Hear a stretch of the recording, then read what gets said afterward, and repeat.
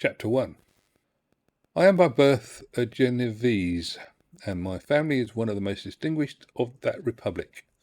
My ancestors have been for many years councillors and syndics, and my father had filled several public situations with honour and reputation. He was respected by all who knew him for his integrity and indefatigable attention to public business. He passed his younger days perpetually occupied by the affairs of his country. A variety of circumstances had prevented his marrying early, nor was it until the decline of life that he became a husband and the father of a family. As the circumstances of his marriage illustrated his character, I cannot refrain from relating them. One of his most intimate friends was a merchant who, from a flourishing state, fell through the numerous mischances into poverty. This man, whose name was Beaufort, was of proud and unbending disposition, and could not bear to live in poverty and oblivion in the same country where he had formerly been distinguished for his rank and magnificence.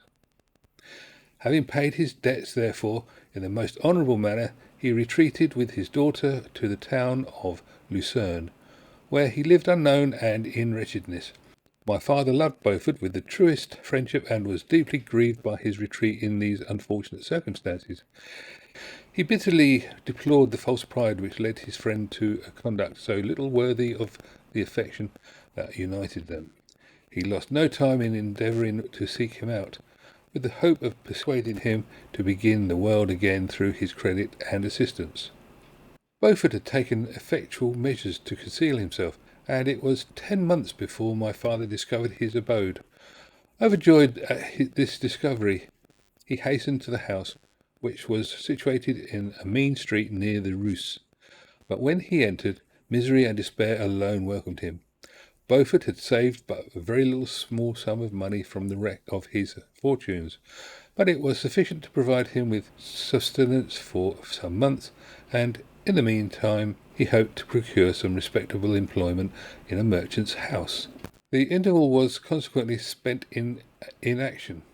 His grief only became more deep and ranking when he had leisure for reflection, and at length it took so fast hold on his mind that at the end of 3 months he lay on a bed of sickness, incapable of any exertion. His daughter attended him with the greatest tenderness, but she saw with despair that their little fund was rapidly decreasing and that there was no other prospect of support.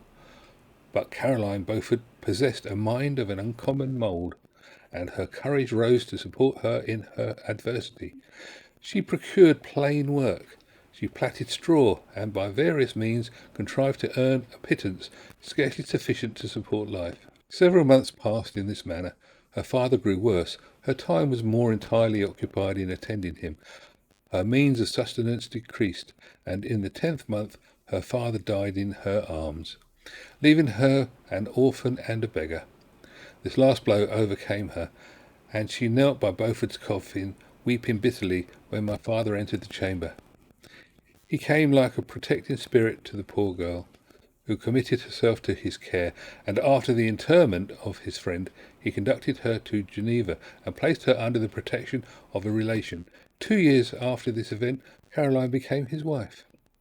There was considerable difference between the ages of my parents, but this circumstance seemed to unite them only closer in bonds of devoted affection. There was a sense of justice in my father's upright mind which rendered it necessary that he should approve highly to love strongly. Perhaps during former years he had suffered from the late discovered unworthiness of one beloved, and so was disposed to set a greater value on tried worth. There was a show of gratitude and worship in his attachment to my mother, differing wholly from the doting fondness of age, for it was inspired by reverence for her virtues and a desire to be the means of, in some degree, recompensating her for the sorrows she had endured, but which gave inexpressible grace to his behaviour to her. Everything was made to yield to her wishes and her convenience. He strove to shelter her, as a fair exotic is sheltered by the gardener, for every rougher wind, and to surround her with all that he could tend to excite pleasurable emotion in her soft and benevolent mind. Her health, and even tranquillity of her hitherto constant spirit, had been shaken by what she had gone through. During the 2 years that had elapsed previous to their marriage, my father had gradually relinquished all his public functions, and immediately after their union they sought the pleasant climate of Italy, and the change of scene that interest attendant on the tour through that land of wonders.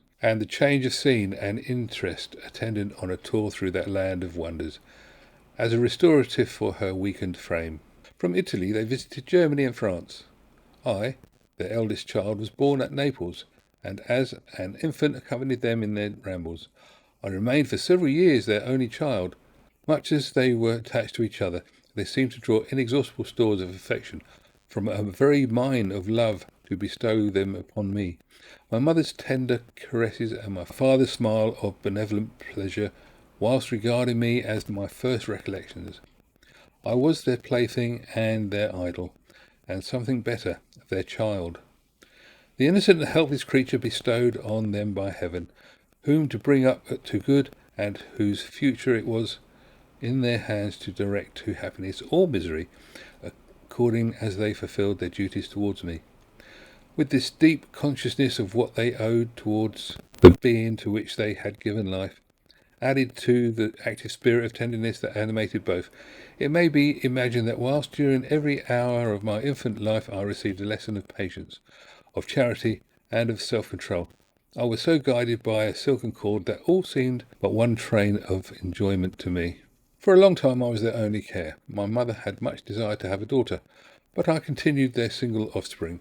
When I was about 5 years old, whilst making an excursion beyond the frontiers of Italy, they passed a week on the shores of the Lake of Como. Their benevolent disposition often made them enter the cottages of the poor.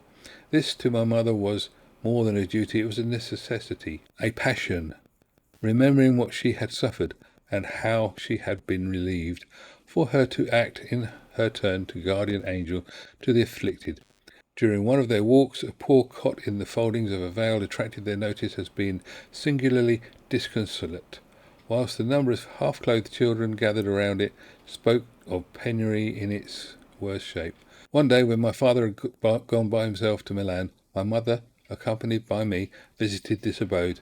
She found a peasant and his wife, hard-working, bent down by care and labour, distributing a scanty meal to 5 hungry babies. Amongst these there was one which attracted my mother's far above all the rest. She appeared of a different stock. The 4 others were dark-eyed, hardy little vagrants. This child was thin and very fair. Her hair was the brightest living gold, and, despite the poverty of her clothing, seemed to set a crown of distinction on her head. Her brow was clear and ample, her blue eyes cloudless, and her lips and the moulding of her face so expressive of sensibility and sweetness that none could behold her without looking on her as a distinct species, as a being heaven-sent and bearing a celestial stamp in all her features. The peasant woman perceived that my mother fixed her eyes of wonder and admiration on this lovely girl, eagerly communicated her history. She was not her child, but the daughter of a Milanese nobleman. Her mother was a German and had died giving her birth. The infant had been placed with these good people to nurse. They were better off then. They had not been long married, and their eldest child was but just born. The father of their charge was one of those Italians nursed in the memory of the antique glory of Italy, one among the scavi or frumenti, who exerted himself to obtain the liberty of his country. He became the victim of his weakness. Whether he had died or still lingered in the dungeons of Austria was not known. His property was confiscated, his child became an orphan and a beggar. She continued with her foster parents and bloomed in their rude abode, fairer than the garden rose amongst dark-leaved brambles. When my father returned from Milan, he found playing with me in the hall of our villa a child fairer than pictured cherub, a creature who seemed to shed radiance from her looks, and whose form and motions were lighter than the chamois of the hills. The apparition was soon explained. With his permission, my mother prevailed on her rustic gardeners to yield their charge to her.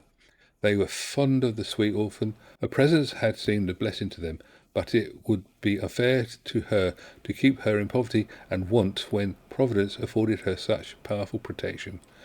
They consulted their village priest, and the result was that Elizabeth Lavenza became the inmate of my parents' house, my more than sister, the beautiful and adored companion of all my occupations and my pleasures. Everyone loved Elizabeth, the passionate and almost reverential attachment with which all regarded her became, while I share it, my pride and my delight. On the evening previous to her being brought to my home, my mother had said playfully, "I have a pretty present for my Victor. Tomorrow he shall have it." And when, on the morrow, she presented Elizabeth to me as her promised gift, I, with childish seriousness, interpreted her words literally and looked upon Elizabeth as mine to protect, love, and cherish. All praises bestowed on her I received as made to a possession of my own. We called each other familiarly by the name of cousin. No word, no expression could body forth to the kind of relation in which she stood to me, my more than sister, since till death she was to be mine only.